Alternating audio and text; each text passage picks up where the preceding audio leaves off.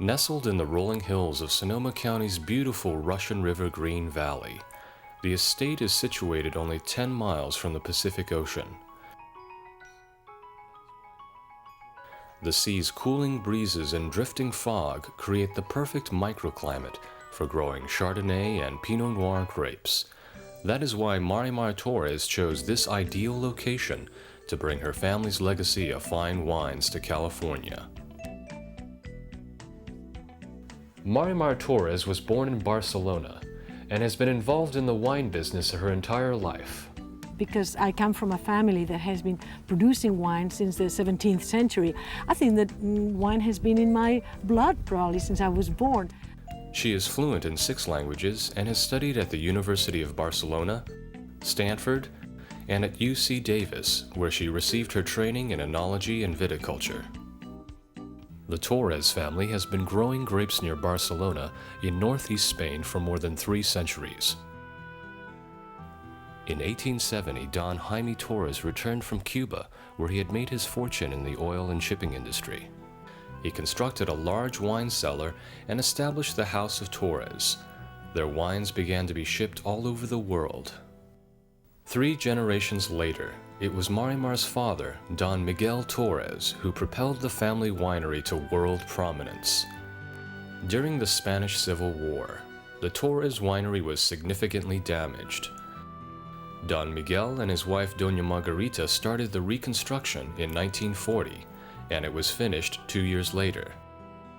Don Miguel died in 1991, after guiding the company through 60 years of growth and progress. Ever since San Francisco became Marimar's home in 1975, she dreamed of building a winery in California. In the early 80s, her father agreed, and after 2 years of searching, she decided upon the Russian River Green Valley appellation in Sonoma County. She began planting the vineyard in 1986. The first release, a 1989 barrel-fermented Chardonnay, debuted in 1991 to great acclaim. In April of that year, a month before my father died, I went to visit him in Spain and brought him a bottle of the just released Chardonnay. He proclaimed it the best white wine he had ever tasted and told my mother, Margarita, we must have a winery in California. And since that day, she has been the greatest supporter of our California project. Marimar's brother Miguel now heads the Torres wineries in both Spain and Chile. Today, he is recognized as a pioneer and one of the leading wine growers in the world. The way we understand at Torres, our philosophy always in Spain, in Chile, or in California, is that we want enology and viticulture to work together. And in a small estate like this, it's ideal because you almost touch the grapes from the cellars. I think that at our estate, we are aiming to produce not only a great wine, but a great wine with personality. We are really trying to express the personality of that piece of land, the Don Miguel vineyard. The vineyard encompasses 81 acres, and in the European style, it is planted with 2,000 vines per acre. Miguel's long years of research in Spain show that if yields are kept low, wine qualities improve through high-density planting. To contribute complexity, several clones were selected of each varietal. The C, Roued, and Spring Mountain clones were chosen for Chardonnay, and the Christina 88, Swan, Pommard, Lee, and Dijon 115 for Pinot Noir. The grapes really are the stars. We don't have a winemaker position here because we think of ourselves as a team, as shepherds, to lead those grapes into expressing best the fruit of the vineyard. The cellar master and the enologist work together with Bill Dyer, the estate's technical director, responsible for overseeing wine production. From the point of view of the soils, these are very interesting soils. They're called a gold ridge soil, and that is a sandy loam clay that has its origins in volcanic material.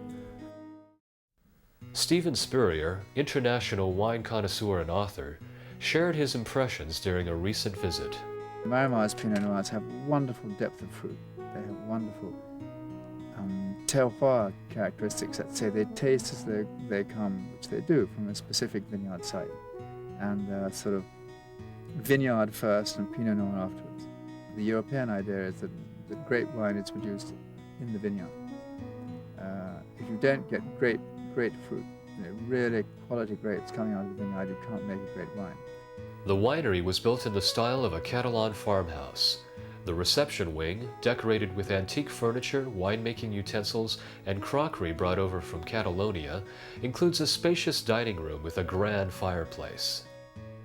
The vineyard home is situated on a hill overlooking the estate and reflects the blending of old world tradition with the California lifestyle. Marimar is already instructing the next generation in the ways of the family. Her daughter Christina has learned from a very early age to love the vines and has grown up in the culture of wine traditional in the Mediterranean. She often assists her mother at events held at the winery. In the summer of 1995, an illustrious visitor came to the estate, Prince Felipe, the future King of Spain. After touring the vineyard, he enjoyed Marimar's famous paella. Christina baked her special cookies for him. Marimar is an authority on Spanish cuisine. Her cookbooks have been published in several countries. Her first book, The Spanish Table, explores the cuisines and wines from all regions of Spain. Her second book, The Catalan Country Kitchen, includes recipes from her family, and also from some of the finest restaurants of Catalonia and Barcelona, her hometown. Cooking really helped me promote the wines, and by the same token, it became something that I enjoyed doing. So the wine helped me cook, and the cooking helped me sell wine.